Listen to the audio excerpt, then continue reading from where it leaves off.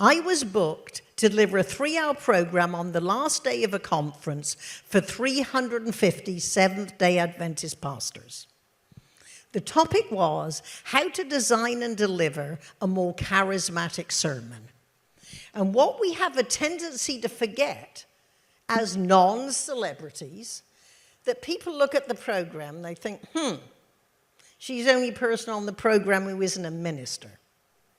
How can anyone who isn't a minister tell me how to write a better sermon? I write one every week. I bet she isn't even a Seventh-day Adventist, which I'm not. Can you understand how your opening word choices could build credibility? I walked on stage and said, 465 times in the Bible, it said it came to pass. It did not say it came to stay. And unless your sermon is well constructed, artfully crafted, and charismatically delivered, it will not come to stay in the hearts, minds, and lives of your congregation.